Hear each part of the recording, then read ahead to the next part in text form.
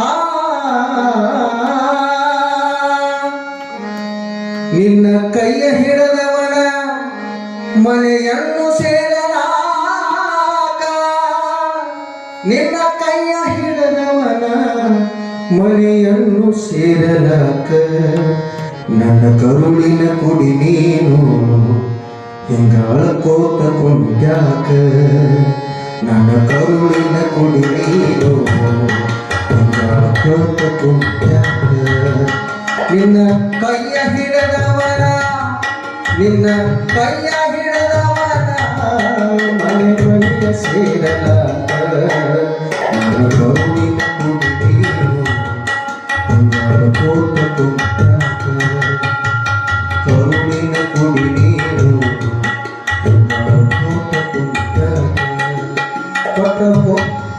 ಪಟ್ಟ ಹೆಣ್ಣು ಕುಲ ಹೊರಕ ಬಿಡಬ್ಯಾಡವ ನೀ ಮರಕ ಪಟ್ಟ ಹೆಣ್ಣು ಕುಲ ಹೊರಕ ಬಿಡಬ್ಯಾಡವ ನೀ ಮರಕ ಅನುದಾನ ಮುಳಗದಂತೆ ಹೆಣ್ಣು ಜನ್ಮ ಈ ಮರಕ ಕರುಳಿನ ಕುಡಿ ನೀನು ಕೋತ ಕೊಟ್ಟಾಗ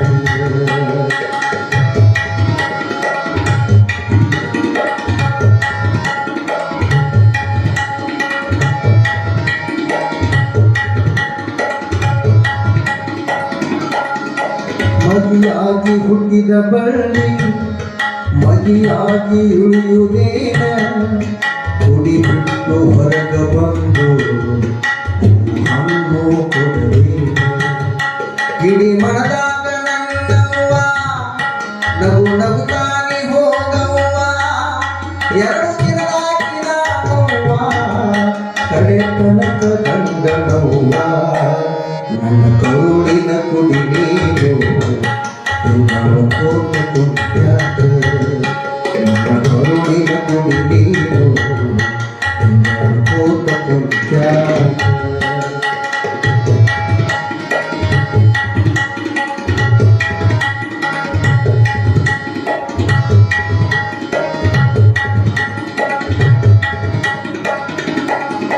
ಹೆಣ್ಣು ಸಣ್ಣಕ್ಕಿ ಇರುವಾಗ ತಂದೆ ತಾಯಿಯ ಮಡಿಲಾಗ ನಿನ್ನ ಯೌವನ ಎಂಬ ಕಾಲ ನಿನ್ನ ಗಂಡನ ಮಾದಾಗ ಮುಂದ ಮುಟ್ಟಿನ ಬಾಯಿಗೆ ನಿಂತ ಮಕ್ಕಳ ನೆರಳಿಗೆ ಈ ಪರತಂತ್ರ ಜನ್ಮವನ್ನು ಶಿವ ಪಟ್ಟಾಲ ಹಿಂದಿಗೆ ನನ್ನ ಕರುಳಿನ ಕುಡಿ ನೀನು ಹೆಂಗಾಳ ಕೋತ ಕೊಂಡ್ಯಾಕ ನನ್ನ ಕರುಳಿನ ಕುಡಿ ನೀನು ಹೆಂಗಾಳ ಕೋತ ಕೊಂಡ್ಯಾಕ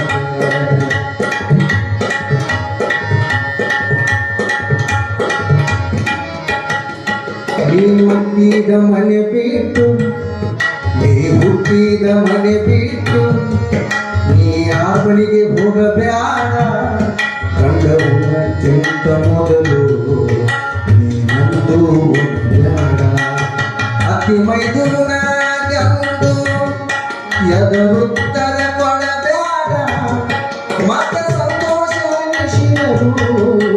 ಎಂದು ಜೋರಾಗಿ ನಗಬೇಡ ನನ್ನ ಕರುಳಿನ ಕುಡಿ ನೀನು ಹೆಂಗಾಳ ಕೋತ ಕೊಂಡ್ಯಾಕ ನಿನ್ನ ಕೈಯ ಹಿಡದವನ ನಿನ್ನ ಕೈಯ ಹಿಡದವನ ನಿನ್ನ ಕೈಯ ಹಿಡದವನ ಮನೆಯನ್ನು ಸೇರಲಾಕ ಕರುಳಿನ ಕುಡಿ ನೀನು ಹೆಂಗಾಳ ಕೋತ ಕೊಂಡ್ಯಾಕ ಕೋತ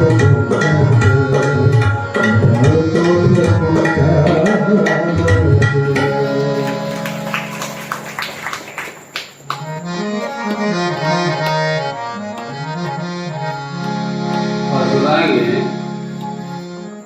ಮದುವೆಯಾಗಿ 6-8 ತಿಂಗಳಾಗಿತ್ತು.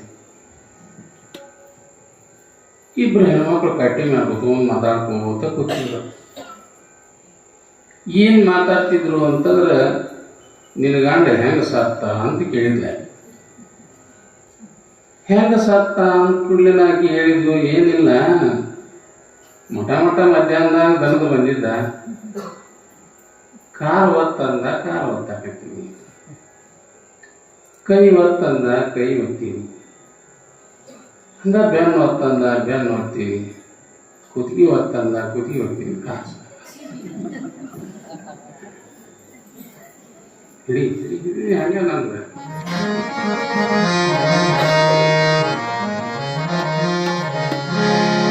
ಸತಿಯೋರ್ವಳು ತನ್ನ ಪತಿ ದೂರದಳು ಹೋಗಿಚ್ಚಿದಿವರ ಸಮರಾಂಗಣದು ಯುದ್ಧಂಗೈದು ಹತನಾದನೆಂಬುದಂ ತನ್ನ ಬಂಧುಗಳಾಪ್ತರಿಂ ಕೇಳು ನಿಜವಾಗಲು. ಮೃತೆವಪ್ಪ ನುಡಿಯನೆಂದ ಪೊರನಾಳ ಭೂಪತಿ ಅಪ್ಪಣೆಯಾಂತು ಬಂದು ಸೂಸಕದಂಡೆ ಯುತನಾದ ಮಂಡೆ ಇಂದರಿಸಿನ ಸೀರೆ ಉಟ್ಟಾವರಣಗಳಂತು. ಪುಲಿಯೂರಿನ ಉದ್ಯಾನವನದಲ್ಲಿ ಇರುವಂತಹ ಸಿದ್ಧಲಿಂಗೇಶ್ವರರು ಲಿಂಗಾರ್ಚನೆಯನ್ನು ಮಾಡಿಸಿ ಪ್ರಸಾದವನ್ನು ತೀರಿಸಿ ಸಾಯಂಕಾಲ ಊರ ಮುಂದೆ ನಡ್ಕೊಂಡು ಹಿಂಗೆ ಬರ್ಲಿಕ್ಕೆ ಆ ಬರುವ ಸಂದರ್ಭದೊಳಗ ಊದಿಸ್ತಾ ಬಾರಿಸ್ತಾ ಒಬ್ಬ ಹೆಣ್ಮಗಳನ್ನ ಕರ್ಕೊಂಡು ಹೊಂಟಿದ್ರು. ಯಾವ ರೀತಿ ಕರ್ಕೊಂಡು ಹೊಂಟಿದ್ರು ಅಂತಂದ್ರ, ಯಾತಕ್ಕಾಗಿ ಕರ್ಕೊಂಡು ಹೊಂಟಿದ್ರು ಅಂತಂದ್ರ, ಮಿಲಿಟರಿ ಒಳಗ ಆಕೆ ಗಂಡ ಇದ್ದ. ಆಕೆ ಗಂಡ ತೀರ್ಕೊಂಡಾನ ಅಂತ ತಿಳ್ಕೊಂಡ ಅಲ್ಲಿಂದ ತಾರ ಬಂತು. ಸಂಬಂಧಿಕರ ಮೂಲಕವಾಗಿ ಆಕೆಗೆ ತಿಳಿಸಿದ್ರು. ತಿಳಿದ ಕೂಡಲೇ ಊರೊಳಗೆ ಇರುವಂತಹ ಎಲ್ಲ ಹಿರಿಯರು ಕೂಡಿಕೊಂಡು ಆಕೆಯನ್ನು ಗಂಡ ಬರುವುದರೊಳಗಾಗಿ ಆ ಸ್ಮಶಾನಕ್ಕೆ ಕರ್ಕೊಂಡು ಹೋಗ್ಬೇಕು ಅಂತ. ಕಾರಣ ಏನು ಅಂತಂದ್ರೆ, ಆಗಿನ ಕಾಲದೊಳಗ ಸತೀ ಸಹಗಮನ ಪದ್ಧತಿ ಇತ್ತು. ಗಂಡ ಯುದ್ಧದೊಳಗೆ ತೀರ್ಕೊಂಡ ಅಂತಂದ್ರ ಗಂಡನ ಚಿತೆಯೊಳಗ ಹೆಂಡತಿಯನ್ನು ಕೂಡ ದಾನ ಮಾಡುವಂತ ಒಂದು ಪದ್ಧತಿ. ಆ ಸಂದರ್ಭದೊಳಗ ಈಕೆ ಗಂಡ ತೀರ್ಕೊಂಡ ಅಂತ ತಿಳ್ಕೊಂಡ ಸುದ್ದಿ ಬಂತು. ಊರವರೆಲ್ಲ ಕೂಡಿಕೊಂಡ ಏನ್ ಮಾಡೋದಪ್ಪ ಅಂತ ತಿಳ್ಕೊಂಡ ದುಃಖಿಸ್ತಾ ನೋವಿನಿಂದ ಸಂಬಂಧಿಕರ ಎಲ್ಲರೂ ಕೂಡಿ ಆಕೆಗೆ ನಾರಮಡಿಯನ್ನು ಉಡಿಸಿ ಊರು ಒಳಗಿಂದ ಕರ್ಕೊಂಡ ಅಗಸಿ ಸಮೀಪ ಯಾವಾಗ ಅಗಸಿಯ ಸಮೀಪ ಬಂದಾಗ ಸಿದ್ಧಲಿಂಗೇಶ್ವರರು ಊರಿಗೆ ಬರಲಿಕ್ಕೆ, ಉದ್ಯಾನವನದಿಂದ ಊರಿನ ಒಳಗೆ ಬರ್ಲಿಕ್ಕೆ ಬರುವುದನ್ನ ಸಿದ್ಧಲಿಂಗೇಶ್ವರನ ಯಾವಾಗ ನೋಡಿದ್ದು ಹೆಣ್ಮಗಳು ದಡ ಓಡ್ತಾ ಹೋದಾಗ್ರೆ ಸಿದ್ಧಲಿಂಗೇಶ್ವರನ ಪಾದ ಮೇಲೆ ಬಿದ್ದುಗಳೋ ಅಂತ ತಿಳ್ಕೊಂಡ ಅಳಿಲಿಕ್ಕೆ ಯಾವಾಗ ಬಿದ್ದು ಅಳಿಲಿಕ್ಕೆತ್ತಿರುವಂತ ಆ ತಾಯಿಗೆ ಸಿದ್ಧಲಿಂಗೇಶ್ವರು ಎರಡೂ ಹಸ್ತದಿಂದ ಸೌಭಾಗ್ಯವತಿ ಭವನ್ ಆಶೀರ್ವಾದ. ಆಕಿನಿ ಎಲ್ಲಿ ತಗೊಂಡು ಹೊಂಟಾರ ಅಂದ್ರೆ ಸ್ಮಶಾನಕ್ಕೆ, ಆದ್ರೆ ಗುರುಗಳು ಏನಂದ್ರು ಸೌಭಾಗ್ಯವತಿ ಭವ ಆಶೀರ್ವಾದವನ್ನು ಮಾಡಿ. ಜನ ಎಲ್ಲ ದಂಗಾಗಿಬಿಟ್ಟು ಜನ ಗುರುಗಳು ಆಶೀರ್ವಾದ ಮಾಡ್ಯಾರಪ್ಪ, ಇನ್ನೇನು ಮಾಡೋದೈತಿ, ಸ್ಮಶಾನಕ್ಕೆ ಹೋಗೋದು ಬೇಡ, ಮನೆಗೆ ಹೋಗೋಣ ನೋಡೋಣ ಅಂತ ತಿಳ್ಕೊಂಡು ಏನ್ ಮಾಡಿದ್ರು ಅಂತಂದ್ರೆ ಆ ಹೆಣ್ಮಗಳು ಹಾಗೆ ಉದಿಸ್ತಾ ಬಾರಿಸ್ತಾ ಮನೆ ಕಡೆಗೆ ಆದ್ರೂ ಒಳಗೊಂದು ದುಗುಡಿ, ಒಳಗೊಂದು ಚಿಂತೆ, ಗಂಡ ತೀರ್ಕೊಂಡ ಇನ್ನು ಏನು ಮಾಡೋದಪ್ಪ ಅನ್ನುವಂತ ಒಂದು ಭಯ, ಒಂದು ವಾತಾವರಣ. ಅದಕ್ಕಂತ ಆ ಹೆಣ್ಮಗಳು ಹಿಂಗೆ ವಿಚಾರ ಮಾಡಿ ಹೆಂಗ ಕಳಿಯಲ್ಲವ ಬಾಳನ್ನ ಶಿವ ವೈದ ಮುತ್ತೈತನ ಬರದನ ಹಣಿಯಗ ಒಂಟಿತನ ಯಾ ಕೊಟ್ಟಿಸ್ಯಾನೋ ಶಿವನನ್ನ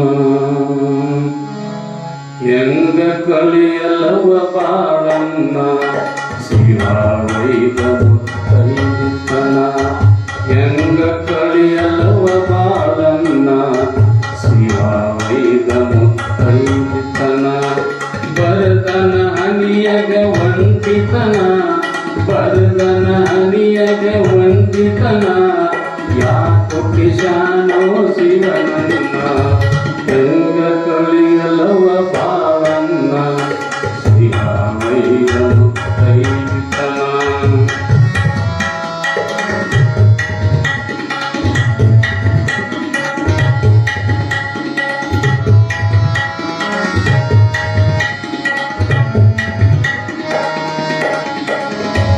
ನನ್ನ ಬದುಕು ಕಣ್ಣೀರಾತು ಕಣಿಯನ ಕುಂಕುಮ ಅಡಿಗೋತು ನನ್ನ ಬದುಕು ಕಣ್ಣೀರಾತು ಕಣಿಯನ ಕುಂಕುಮ ಅಡಿಗೋತು ಕೊರಳಿನ ತಾಳಿ ತೆಗೆದೋತು ಕೊರಳಿನ ತಾಳಿ ತೆಗೆದೋತು ನನ್ನ ದೈವ ನನ್ನ ಬಿಟ್ಟೋತು ನನ್ನ ದೈವ ನನ್ನ ಬಿಟ್ಟೋತು ಹೆಂಗ ಕಳಿಯಲ್ಲವ ಬಾಳನ್ನ ಶಿವ ವೈದ ಮುತ್ತೈತನ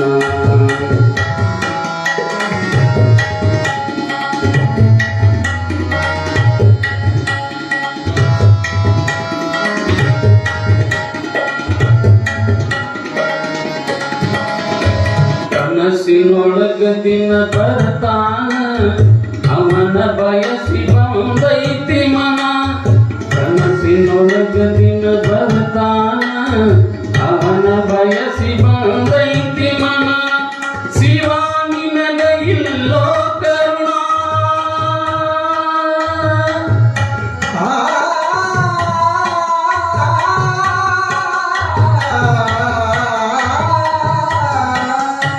ಶಿವ ನಿನಗ ಇಲ್ಲೋ ಕರುಣ ಜನ್ಮ ಬಾಳ ಕಣ್ಣೀರೇನ ಜನ್ಮ ಬಾಳ ಕಣ್ಣೀರೇನ ಹೆಂಗ ಕಳಿಯಲ್ಲವ ಬಾಳನ್ನ ಶಿವ ವೈದ ಮುತ್ತೈತನ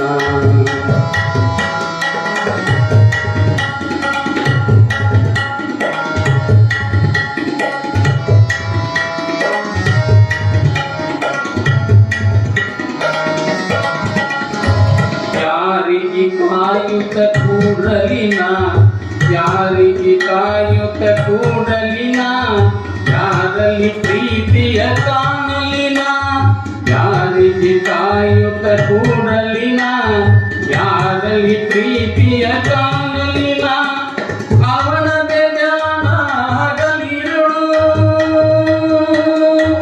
ಅವನದೇ ಧ್ಯಾನ ಆಗಲಿರಳು ಹಂಗ ಕಳಿದೆ ನಾನ ಇರಲು ಹಂಗ ಕಳಿದೆ ನಾನ ಇರಲು ಹಂಗ ಕಳಿಯಲವ ಬಾಳನ್ನ ಶಿವ ವೈದ ಮುತ್ತೈತನ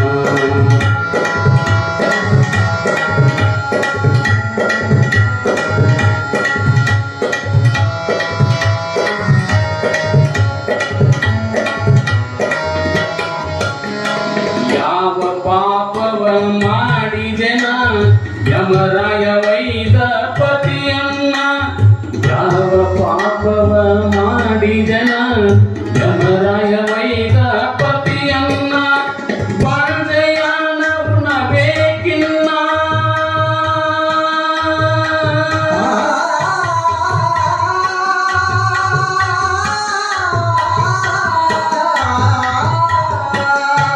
ಪರದೆಯನ್ನ ಉಣಬೇಕಿನ್ನ ಒಲ್ಲೆ ಒಲ್ಲೆ ನಾ ಬದುಕನ್ನ ಒಲ್ಲೆ ಒಲ್ಲೆ ನಾ ಬದುಕನ್ನ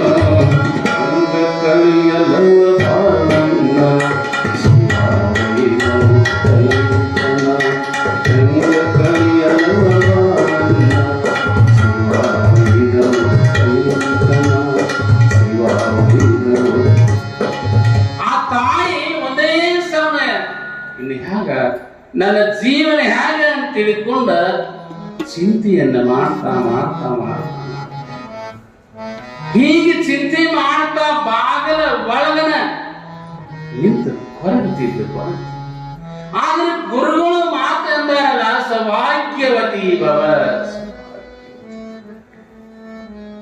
ಹೀಗೆ ಒಂದು ದಿನ ಕಳೆದು ನಿದ್ದಿಲ್ಲ ಊಟಿಲ್ಲ, 2 ದಿನ ಕಳೆದು ಇನ್ನೇನದ ಬಹುಶಃ ತೀರ್ಕೊಂಡದ್ದನ ಸತ್ಯ ಇರ್ಬೋದು ಅಂತ ತಿಳ್ಕೊಂಡ ಹಿಂಗ ಅಣತಾ ಅಣತಾ ಇರುವುದ್ರೊಳಗ ಅಲ್ಲಿಂದ ಮತ್ತೊಂದು ಸುದ್ದಿ ಬಂತು. ಎಂತ ಸುದ್ದಿ ಬಂತು ಅಂದ್ರ ಈ ಹೆಣ್ಮಗಳು ಗಂಡಲ್ಲ, ಅವ ಸತ್ತವ ಬೇರೆ ನಮದಾನ ತಿಳ್ಕೊಂಡ ಸುದ್ದಿ ಬಂತು. ಹಾಗ ಗುರುಗಳು ಮಾಡಿರುವ ಆಶೀರ್ವಾದ ಸತ್ಯ ಆಯ್ತು, ಸತ್ಯ ಆಯ್ತು. ಈ ಒಂದು ಸನ್ನಿವೇಶ ಬಂದಾಗ ನನಗೂ ಬಹಳ ಒಂದು ದೃಷ್ಟಿ ನೋವು ಅನಿಸ್ತದೆ.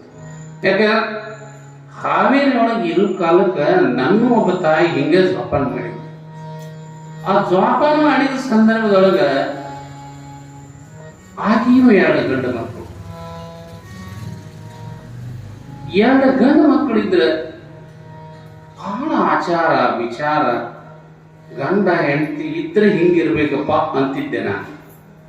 ನಾನು ಮಠದಾಗಿದ್ದಾಗ ರಾತ್ರಿ ಊಟ ಆದ ಕೂಡಲೇ ಅಲ್ಲಿ ವಾಕಿಂಗ್ ಹತ್ತು ಬರ್ತಿದ್ರು. ವಾಕಿಂಗ್ ಬಂದಾಗ ನಮ್ಮ ಜೊತೆಗೆ ಹರಟಿ ಮಾಡಿ 2 ತಾಸು ಕುಂತು ಮನೆಗೆ ಹೋಗ್ತಿದ್ರು. ಕರ್ಮಧರ್ಮ ಸಂಯೋಗ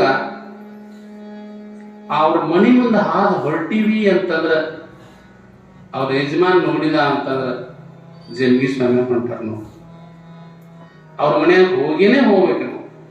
ಯಾಕೆ 2 ವರ್ಷ 3 ವರ್ಷ ನಮ್ಮನ್ನ ಬಹಳ ಚಂದ ಒಂದು ದೃಷ್ಟಿಯಿಂದ ಜೋಪಾನ ಮಾಡಿದ.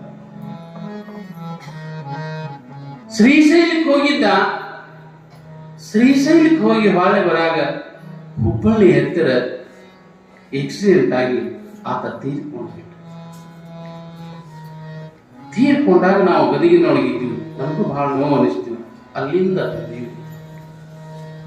ಏನೋ ಸ್ವಲ್ಪ ಸಮಾಧಾನ ಮಾಡಿ ಅವರು ಸಮಾಧಾನ ಆದರು. 2 ಮಕ್ಕಳದಾವ, ಬಹಳ ಚಂದ ನೋಡ್ಕೋರಿ ಇಲ್ಲ ಅಂತ ತಿಳ್ಕೊಂಡ ಆ ತಾಯಿಗೂ ಕೂಡ ಸಮಾಧಾನ, ನಾವು ಆಕೆಗೂ ಕೂಡ. ಯಾಕಂದ್ರೆ ಒಂದು ದೊಡ್ಡ ಅಕ್ಕನ ಬಳಗನೆ ಹಾವೇರಿ ಒಳಗ, ಆ ಅಕ್ಕನ ಒಳಗನೆ ಇವರು ಸ್ವಲ್ಪ ಹೆಚ್ಚ ಮುತುವರ್ಜಿ ವಹಿಸಿ ಕೆಲಸವನ್ನು ಮಾಡುವಂತ ಕಾರ್ಯಕರ್ತೆ. 2-3 ವರ್ಷ ಆಗಿತ್ರಿ. ಆ ಒಂದು ದೊಡ್ಡ ಹುಡುಗನು ಕೂಡ ಡೊಂಗಿ ಜ್ವರ ಬಂದ ಆ ಹುಡುಗನು ಕೂಡ ಪ್ರಾಣ ಬಿಟ್ಟ. ಯಾವಾಗ ಇವನ್ನ ನಾವು ಕಣ್ಣಾರೆ ಕೇಳಿ ಕಿವಿಯಾರೆ ಕೇಳಿ ಕಣ್ಣಾರೆ ಏನು ನೋಡಿದೀವಲ್ಲ, ಸ್ವಲ್ಪ ನೋವು ಅನಿಸ್ಬಿಡ್ತೀನಿ ನಮ್ಗೆ. ಯಾಕಂದ್ರೆ ನಾನು ಎಂದೂ ಊರ ಬಿಟ್ಟವಲ್ಲ, ಊರು ಬಿಟ್ಟದ್ದನ ಅದೇ ಮೊದಲು ನಾನು. ಆದ್ರೆ ಅಲ್ಲಿ ಹೋದ ಮೇಲೆ ನಾವು ಇಷ್ಟು ನಮ್ಮನ್ನ ಮತ್ತೆ ನಮ್ಮ ಪುರಾಣ ಪ್ರವಚನಕ್ಕೆ ಹಚ್ಚಿದವರು ಅವರ, ನಮ್ಮ ಪಕ್ಕ ಸ್ವಾಮಿ ಮಾಡಿದವರು ಅವರ. ಅವರಿಂದನೇ ನಾವು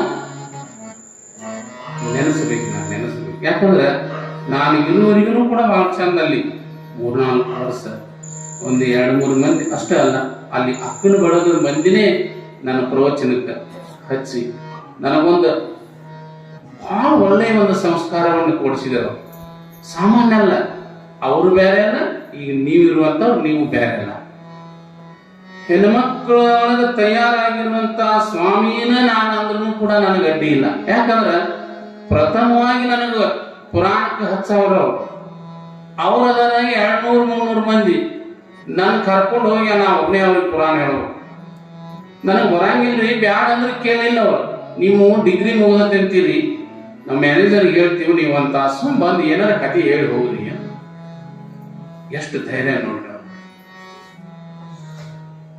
ಹಿಂಗೆ ಹೇಳಿದ ಕೂಡಲೇ ನಾನು ನಮ್ಮಲ್ಲಿ ಒಬ್ಬ ಕಣ್ಣಿಲ್ಲದ ಮುತ್ತೆ ಇದ್ದ ಅಜ್ಜ, ನಮ್ಮ ಹಿರಿಯರ ಗತೆ, ಅವನ ಕಡೆದ ನಾನು ಪುಸ್ತಕ ಓದಬೇಕು, ಅಲ್ಲಿ ಹೋಗಿ ಅಕ್ಕನ ಒಳಗ ಅವ್ರ ಮುಂದೆ ಹೇಳ್ಬೇಕು. ಹಿಂಗ 21 ದಿವಸ ಗುಡ್ಡಾಪುರ ದಾನಮ್ಮನ ಪ್ರವಚನವನ್ನು ಮಾಡಿದ್ವಿ.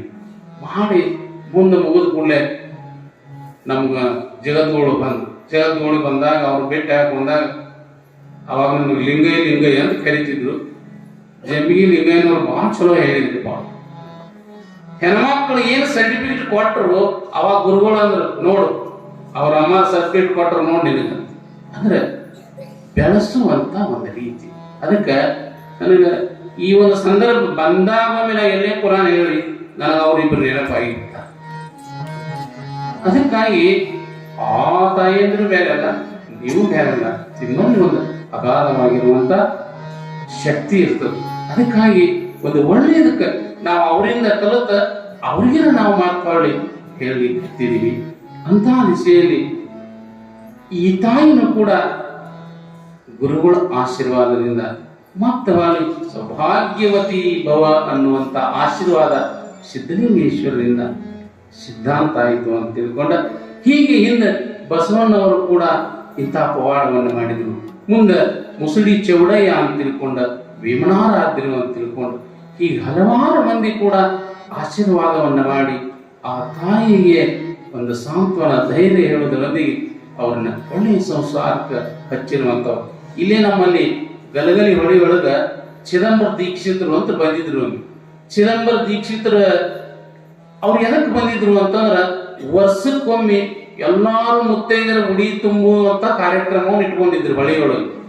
ಅಂತಹ ಸಂದರ್ಭದೊಳಗ ಒಬ್ಬ ಹೆಣ್ಮಗಳ ಗಂಡ ಎಲ್ಲೋ ಹೋಗಿದ್ದಾವ, ಎಷ್ಟೋ ವರ್ಷ ಆಗಿತ್ತು. ಹೋದ ಸಂದರ್ಭದೊಳಗ ಇವ್ರು ಹೋಗಿ ಗುರುಗಳಿಗೆ ನಮಸ್ಕಾರ ಮಾಡಿ ನಿಂತ ಕೂಡ್ಲೆನ ಅವಾಗ ಅಂದ್ರು, ತಾಯಿ ನೀನು ಹೋಗು ಕುಡಿ ತುಂಬ್ಕೋ ಹೋಗುವ, ಕುಡಿ ತುಂಬ್ಕೋ ಹೋಗಂದ ಕೂಡ್ಲೆನ ಅವಾಗ ಹೆಣ್ಮಗಳಂದು, ನನ್ನ ಗಂಡ ಹೋಗಿ 7-8 ವರ್ಷ ಆತ್ರಿ, ಆತ ಅದಾನೋ ಇಲ್ಲೋ ಅನ್ನೋದ ನನಗೆ ಗೊತ್ತಿಲ್ಲ. ಅದಕ್ಕೆ ಹೋಗಲಿ ಅಂತ ಹೋಗು, ನಿನ್ನ ಗಂಡ ಬರ್ತಾನ ಹೋಗು. ಇಷ್ಟು ಹೇಳಿದ ಕೂಡಲೇ ಧೈರ್ಯ ಬಂದ ಆ ತಾಯಿ ಹೋಗಿ ಉಡಿ ತುಂಬಿಕೊಂಡು ಬಂದು ಗುರುಗಳು ಹತ್ತಿಗೆ ನಿಂತಿದ್ರು. ಎಲ್ಲಿಂದೋ ಗೊತ್ತಾಗಲಿಲ್ಲ, ಜಟಾಧಾರಿ ಒಬ್ಬ ಸಾಧು ಆ ಕಡೆಯಿಂದ ಬಂದ. ಗಡ್ಡ ಬಿಟ್ಟಿದ್ದ, ಕಾಮಿ ಹಾಕಿದ್ದ, ಕುದುರೆಗಳನ್ನು ಬಿಟ್ಟಿದ್ದ, ಕೈಯೊಳಗೆ ಕಮಂಡ ಹಿಡ್ಕೊಂಡು ಬಂದ ಅಲ್ಲಿ ನಿಂತಿದ್ದ. ಅವಾಗ ಆ ತಾಯಿನ ಕರೆದು, ಇವನೇ ನೋಡು ನಿನ್ನ ಗಂಡ, ಇವನೇ ನಿನ್ನ ಗಂಡ ಅಂದ ಕೂಡ ಹೋಗಿ ಅವನು ಕರೆದ್ರು. ನಿನ್ನ ಹೆಸರು ಆನಂದ್ ಹೌದಲ್ಲೋ ಅಂತ ತಿಳ್ಕೊಂಡಂದ್ರು. ಹೌದ್ರಿ ಅಂತ ತಿಳ್ಕೊಂಡಂದ. ಆಮೇಲೆ ಅವನ ಇತಿಹಾಸ ಎಲ್ಲ ಹೇಳಿದ ಕೂಡ ಅವನ ಗುರುಗಳು ನಮಸ್ಕಾರ ಮಾಡಿದ, ಬಂದ ಹೋಗು, ಈಗಿನ ನೀನ್ ಹೆಂಡತಿ ಚಲೋ ತಗಿ ಸಂಸಾರ ಮಾಡ್ಕೊಂತೀನೋ ಹೋಗು. ಹೀಗೆ ಮಹಾತ್ಮರಲ್ಲಿ ಅಗಾಧವಾಗಿರುವಂತ ಒಂದೊಂದು ಶಕ್ತಿ ಇರ್ತದೆ. ಅದಕ್ಕಾಗಿ ಗುರುಗಳು ಈ ತಾಯಿಗೆ ಆಶೀರ್ವಾದವನ್ನ ಮಾಡಿದ್ರು. ಅದಕ್ಕಾಗಿ ಒಂದಲ್ಲ ಎರಡಲ್ಲ ಇಂಥ ಹಲವಾರು ಪವಾಡಗಳು ಸಿದ್ಧಲಿಂಗೇಶ್ವರರು ಇರುತ್ತವ.